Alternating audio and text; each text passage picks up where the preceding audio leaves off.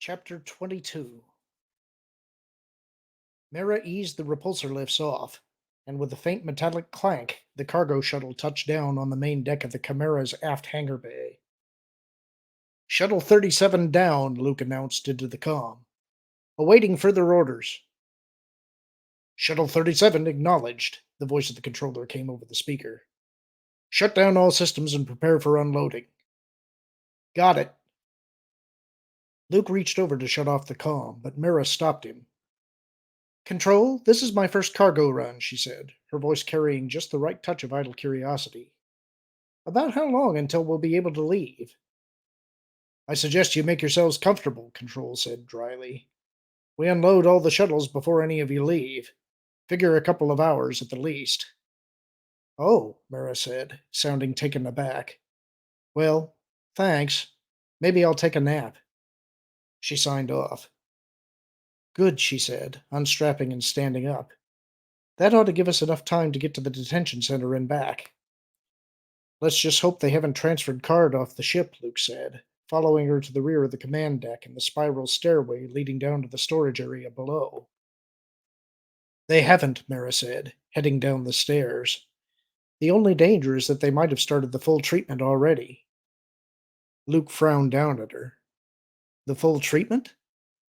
Their interrogation. Mara reached the center of the storage room and looked appraisingly around. All right. Just about there should do it. She pointed to a section of the deck in front of her. Out of the way of prying eyes, and you shouldn't hit anything vital. Right. Luke ignited his lightsaber and began carefully cutting a hole in the floor. He was most of the way through when there was a brilliant spark from the hole, and the lights in the storage room abruptly went out. It's okay, Luke told Mara as she muttered something vicious under her breath. The lightsaber gives off enough light to see by. I'm more worried that the cable might have arced to the hangar deck, she countered. They couldn't help but notice that. Luke paused, stretching out with Jedi senses. Nobody nearby seems to have seen anything, he told Mara. We'll hope. She gestured to the half-finished cut. Get on with it. He did so. A minute later, with the help of a magnetic winch, they had hauled the severed section of decking and hull into the storage room. A few centimeters beneath it, lit eerily by the green light from Luke's lightsaber, was the hangar bay deck. Mara got the winch's grapple attached to it, stretching out flat on his stomach. Luke extended the lightsaber down through the hole. There he paused, waiting until he could sense that the corridor beneath the hangar deck was clear. Don't forget to bevel it, Mara reminded him as the lightsaber bit smoothly into the hardened metal. A gaping hole in the ceiling would be a little too obvious for even conscripts to miss. Luke nodded and finished the cut. Mara was ready, and even as he shut down the lightsaber, she had the winch pulling the thick slab of metal up into the shuttle. She brought it perhaps a meter up and then shut down the motor. That's far enough, she said. Blaster ready in her hand, she sat gingerly on the still warm edge of the hole and dropped lightly down to the deck below. There was a second's pause as she looked around. All clear, she hissed. Luke sat down on the edge and looked over at the winch control. Reaching out with the force, he triggered the switch and followed her down. The deck below was farther than it had looked, but his Jedi-enhanced muscles handled the impact without trouble. Recovering his balance, he looked up just as the metal plug settled neatly back down into the hole. Looks pretty good, Mara murmured. I don't think anyone will notice. Not unless they look straight up, Luke agreed. Which way to the detention center? There, Mara said, gesturing with her blaster to their left. We're not going to get there dressed like this, though. Come on. She led the way to the end of the passage, then down a crossway to another wider corridor. Luke kept his senses alert, but only occasionally did he detect anyone. Awfully quiet down here. It won't last, Mara said. This is a service supply area, and most of the people who'd normally be working here are a level up helping unload the shuttles. But we need to get into some uniforms or flight suits or something before we go much farther. Luke thought back to the first time he'd tried masquerading as an Imperial. Okay, but let's try to avoid stormtrooper armor, he said. Those helmets are hard to see through. I didn't think Jedi needed to use their eyes, Mara countered sourly. Watch it. Here we are. That's a section of crew quarters over there. Luke had already sensed the sudden jump in population level. I don't think we can sneak through that many people, he warned. I wasn't planning to. Mara pointed to another corridor leading off to their right. There should be a group of TIE pilot ready rooms down that way. Let's see if we can find an empty one that has a couple of spare flight suits lying around. But if the Empire was lax enough to leave its service supply areas unguarded, it wasn't so careless with its pilot ready rooms. There were 6 of them grouped around the turbolift cluster at the end of the corridor, and from the sounds of conversation faintly audible through the doors, it was clear that all 6 were occupied by at least 2 people. What now? Luke whispered to Mara. What do you think? She retorted, dropping her blaster back in its holster and flexing her fingers. Just tell me which room has the fewest people in it and then get out of the way. I'll do the rest. Wait a minute, Luke said, thinking hard. He didn't want to kill the men behind those doors in cold blood, but neither did he want to put himself into the dangerous situation he'd faced during the Imperial raid on Lando's Declawn mining operation a few months earlier. There, he'd successfully used the Force to confuse the attacking TIE fighters, but at the cost of skating perilously close to the edge of the dark side. It wasn't an experience he wanted to repeat. But if he could just gently touch the Imperials' minds instead of grabbing and twisting them. We'll try this one, he told Mara, nodding to a room in which he could sense only 3 men. But we're not going to charge in fighting. I think I can suppress their curiosity enough for me to walk in, take the flight suits, and leave. What if you can't? Mara demanded. We'll have lost whatever surprise we would have had. It'll work, Luke assured her. Get ready. Skywalker? Besides which, I doubt that even with surprise you can take out all 3 without any noise, he added. Can you? She glared laser bolts, but gestured him to the door. Setting his mind firmly in line with the Force, he moved toward it. The heavy metal panels slid open at his approach, and he stepped in. There were indeed 3 men lounging around the monitor table in the center of the room, 2 in the imperial brown of ordinary crewers, the other in the black uniform and flaring helmet of a fleet trooper. All 3 looked up as the door opened, and Luke caught their idle interest in the newcomer. Reaching out through the Force, he gently touched their minds, shunting the curiosity away. The 2 crewers seemed to size him up and then ignore him. The trooper continued to watch, but only as a change from watching his companions. Trying to look as casual and unconcerned as he could, Luke went over to the rack of flight suits against the wall and selected 3 of them. The conversation around the monitor table continued as he draped them over his arm and walked back out of the room. The door slid shut behind him. Well? Mara hissed. Luke nodded, exhaling quietly. Go ahead and get into it, he told her. I want to try and hold off their curiosity for another couple of minutes, until they've forgotten I was ever in there. Mara nodded and started pulling the flight suit on over her jumpsuit. Handy trick, I must say. It worked this time, anyway, Luke agreed. Carefully, he eased back his touch on the Imperials' minds, waiting tensely for the surge of emotion that would show the whole scheme was unraveling. But there was nothing except the lazy flow of idle conversation. The trick had worked. This time, anyway. Mara had a turbolift car standing by as he turned away from the ready room. Come on, she beckoned impatiently. She was already in her flight suit, with the other 2 slung over her shoulder. You can change on the way. I hope no one comes aboard while I'm doing it, he muttered as he slipped into the car. Be a little hard to explain. No one's coming aboard, she said as the turbolift door closed behind him and the car started to move. I've keyed it for non-stop. She eyed him. You still want to do it this way? I don't think we've got any real choice, he said, getting into the flight suit. It felt uncomfortably tight over his regular outfit. Han and I tried the frontal approach once on the Death Star. It wasn't exactly an unqualified success. Yes, but you didn't have to access the main computer then, Mara pointed out. If I can fiddle the records and transfer orders, we ought to be able to get him out before anyone realizes they've been had. But you'd still be leaving witnesses behind who knew that he'd left, Luke reminded her. If any of them decided to check on the order verbally, the whole thing would fall apart right there. And I don't think that suppression trick I used in the ready room will work on detention center guards. They're bound to be too alert.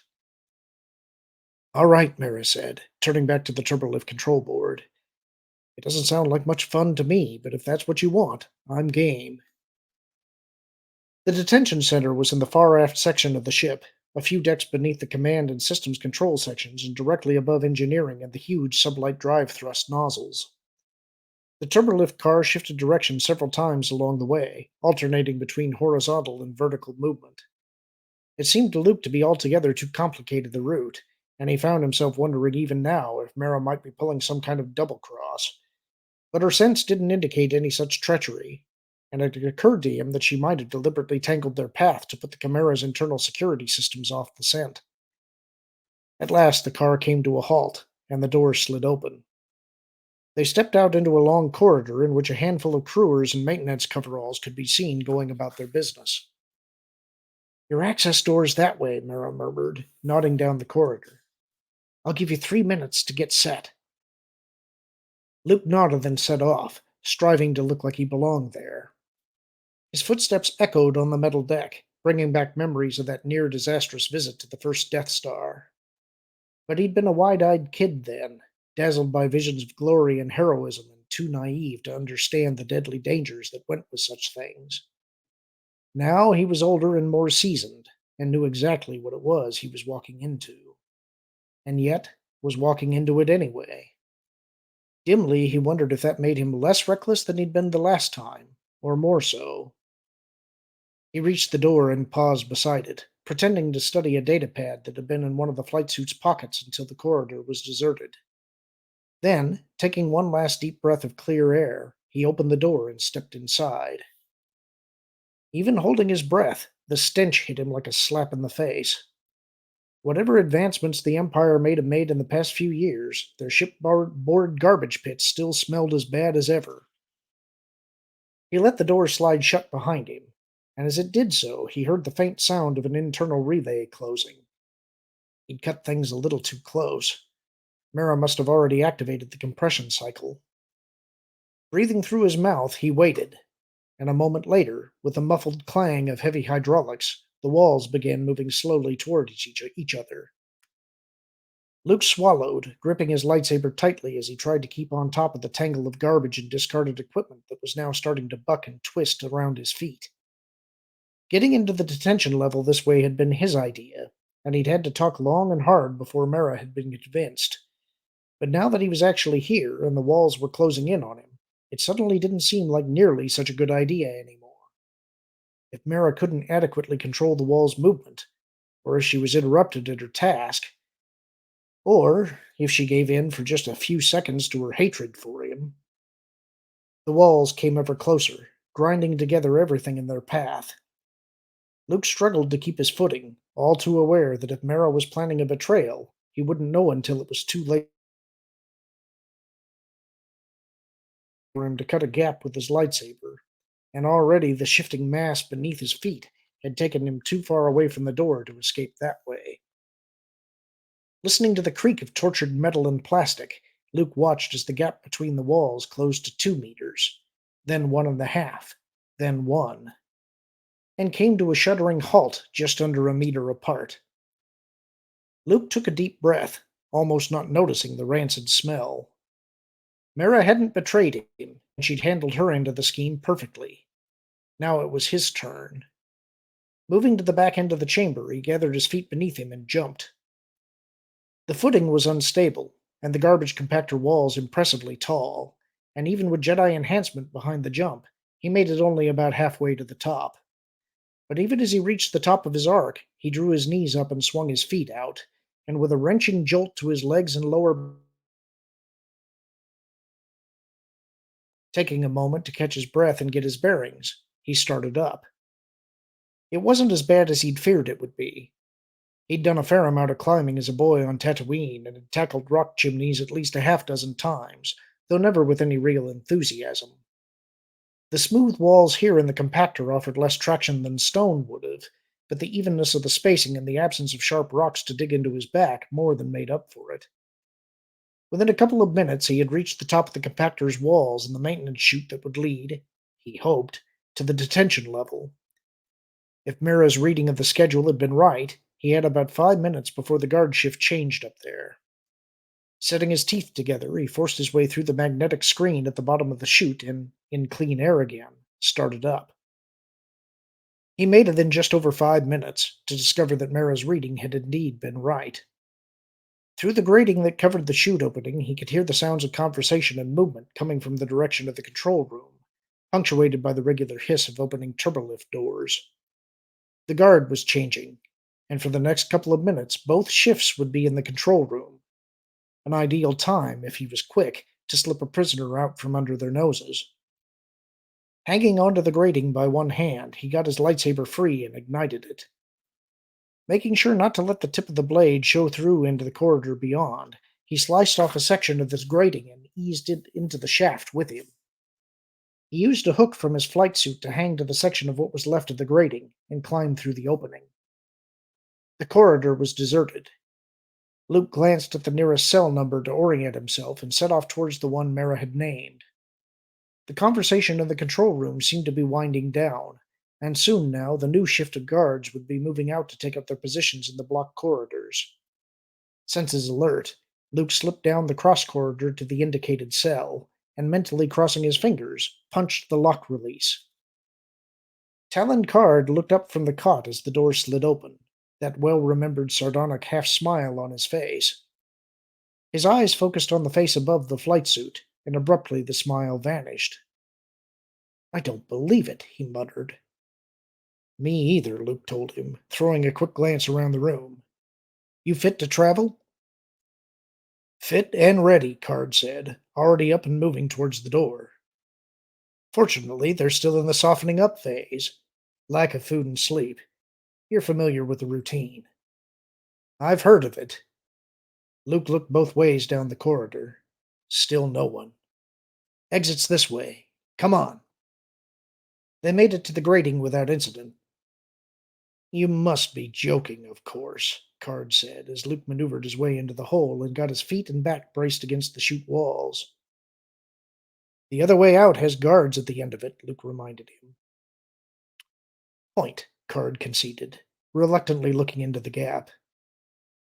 "I suppose it'd be too much to hope for a rope." "Sorry. The only place to tie it to is this grate, and they'd spot that in no time." Luke frowned at him. "You're not afraid of heights, are you?" "It's the falling from them that worries me," Card said dryly. But he was already climbing into the opening, though his hands were white-knuckled when he gripped the grating. "We're going to rock chimney it down to the garbage masher," Luke told him. "You ever done that before?" "No, but I'm a quick study," Card said. Looking back over his shoulder at Luke, he eased into a similar position against the chute walls. "I presume you want this hole covered up," he added, pulling the grating section from its perch and fitting it back into the opening. "Though it's not going to fool anyone who takes a close look at it." "With luck, we'll be back at the hangar bay before that happens," Luke assured him. "Come on now. Slow and easy. Let's go." They made it back to the garbage compactor without serious mishap. "The side of the Empire the tourists never see," Card commented dryly as Luke led him across the tangle of garbage. "How do we get out?" "The door's right there," Luke said, pointing down below the level of the mast they were walking on. "Mira's supposed to open the walls again in a couple of minutes and let us down." "Ah," Card said. "Mira's here, is she?" "She told me on the trip here how you were captured," Luke said, trying to read Card's sense. If he was angry at Mira, he was hiding it well. "She said she wasn't in on the trap." "Oh, I'm sure she wasn't," Card said, if for no other reason than that my interrogators worked so hard to drop hints to the contrary. He looked thoughtfully at Luke. "What did she promise for your help in this?" Luke shook his head. "Nothing. She just reminded me that I owed you one for not turning me over to the Imperials back on Merkur." A wry smile twitched Card's lip. "Indeed. No mention either of why the Grand Admiral wanted me in the first place?" Luke frowned at him. The other was watching him closely, and now that he was paying attention, Luke could tell that Card was holding some secret back from him. I assumed it was in revenge for helping me escape. Is there more to it than that? Card's gaze drifted away from him. Let's just say that if we make it away from here, the New Republic stands to gain a great deal. His last word was cut off by a muffled clang, and with a ponderous jolt, the compactor walls began slowly moving apart again. Luke helped Card maintain his balance as they waited for the door to be clear, stretching his senses outward into the corridor beyond. There were a fair number of crewers passing by, but he could sense no suspicion or special alertness in any of them. Is Mara doing all this? Card asked. Luke nodded. She has an access code for the ship's computer. Interesting, Card murmured. I gathered from all this that she had some past connection with the Empire. Obviously, she was more highly placed than I realized. Luke nodded, thinking back to Mara's revelation to him back in the Merkur forest. Mara Jade, the Emperor's hand. Yes, he told Card soberly. She was. The walls reached their limit and shut down. A moment later, there was a click of a relay. Luke waited until the corridor immediately outside was deserted, then opened it and stepped out. A couple of maintenance techs working at an open panel a dozen meters down the corridor threw a look of idle curiosity at the newcomers. Throwing an equally unconcerned glance back their way, Luke pulled the datapad from his pocket and pretended to make an entry. Card played off the cue, standing beside him and spouting a stream of helpful jargon as Luke filled out his imaginary report. Letting the door slide closed, Luke stuffed the datapad back into his pocket and led the way down the corridor. Mara was waiting at the turbolift cluster with the spare flight suit draped over her arm. Car's on its way, she murmured. For a second, as her eyes met Card's, her face seemed to tighten. He knows you didn't betray him, Luke told her quietly. I didn't ask, she growled, but Luke could sense some of her tension vanish. Here, she added, thrusting the flight suit at Card. A little camouflage. Thank you, Card said. Where are we going? We came in on a supply shuttle, Mara said. We cut an exit hole in the lower hull, but we should have enough time to weld it airtight before they send us back to the surface. The turbolift car arrived as Card was adjusting the fasteners on his borrowed flight suit. Two men with a gleaming power core relay on a float table were there before them, taking up most of the room. Where to? One of the techs asked, with the absent politeness of a man with more important things on his mind. Pilot ready room 33129T, Mara told him, using the same tone. The tech entered the destination on the panel and the door slid shut, and Luke took his first finally relaxed breath since Mara had put the skip ray down on Wistrel 5 hours ago. Another 10 or 15 minutes and they'd be safely back in their shuttle. Against all odds, they'd done it. The midpoint report from the hangar bay came in, and Pelion paused in his monitoring of the bridge deflector control overhaul to take a quick look at it. Excellent. The unloading was running nearly 8 minutes ahead of schedule. At this rate, the Chimera would be able to make its rendezvous with the Stormhawk in plenty of time for them to set up their ambush of the rebel convoy assembling off Corphi. He marked the report as noted and sent it back into the files. And he had turned his attention back to the deflector overhaul when he heard a quiet footstep behind him. Good evening, Captain, Thrawn nodded, coming up beside Pelion's chair and giving the bridge a leisurely scan. Admiral, Pelion nodded back, swiveling to face him. I thought you'd retired for the night, sir. I've been in my command room, Thrawn said, looking past Pelion at the displays. I thought I'd make one last survey of ship status before I went to my quarters. Is that the bridge deflector overhaul? Yes, sir, Pelion said, wondering which species artwork had been favored with the Grand Admiral's scrutiny tonight. No problems so far. The cargo unloading down in Aft Bay 2 is running ahead of schedule, too. Good, the Grand Admiral said. Anything further from the patrol at Endor? Just an addendum to that one report, sir, Pelion told him. Apparently, they've confirmed that the ship they caught coming into the system was in fact just a smuggler planning to sift again through the remains of the Imperial base there.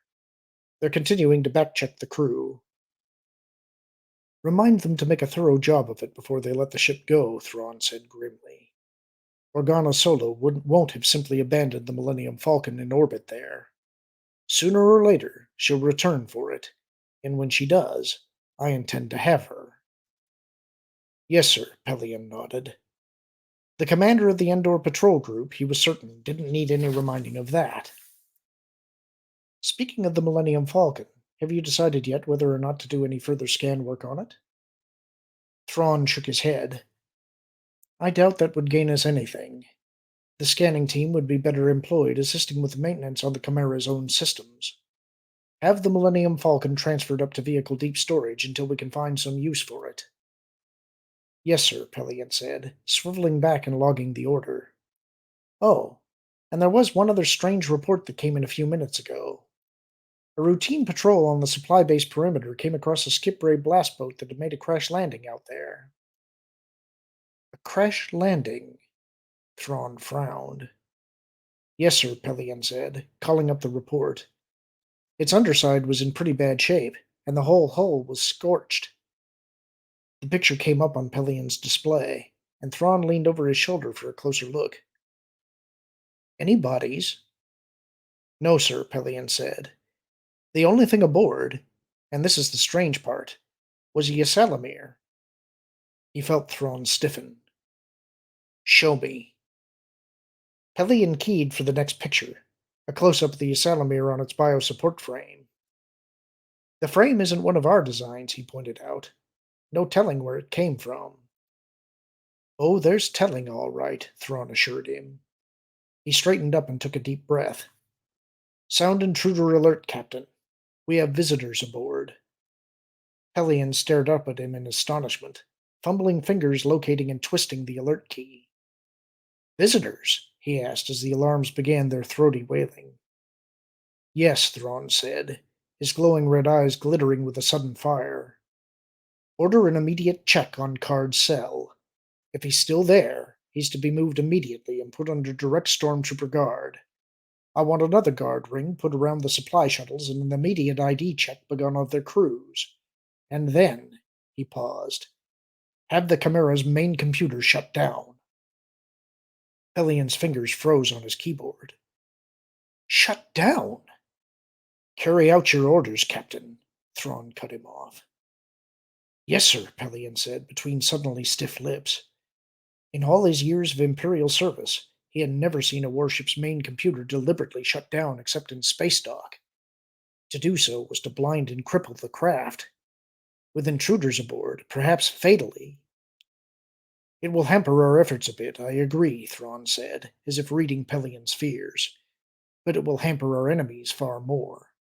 You see, the only way for them to have known the Chimera's course and destination was for Mara Jade to have tapped into the computer when we brought her and Card aboard. That's impossible, Pelion insisted, wincing as his computer-driven displays began to wink out. Any access codes she might have known were changed years ago. Unless there are codes permanently hardwired into the system, Thrawn said. Set there by the Emperor for his use and that of his agents. Jade no doubt is counting on that access in a rescue attempt. Therefore, we deprive her of it. A stormtrooper stepped up to them. Yes, Commander, Thrawn said. Comlink message from detention, the electronically filtered voice announced. The prisoner Talon Card is no longer in his cell. Very well, the Grand Admiral said darkly. Alert all units to begin a search of the area between the detention and aft hangar bays. Card is to be recaptured alive. Not necessarily undamaged, but alive. As to his would-be rescuers, I want them also alive if possible. If not, he paused. If not, I'll understand. That's the end of the chapter.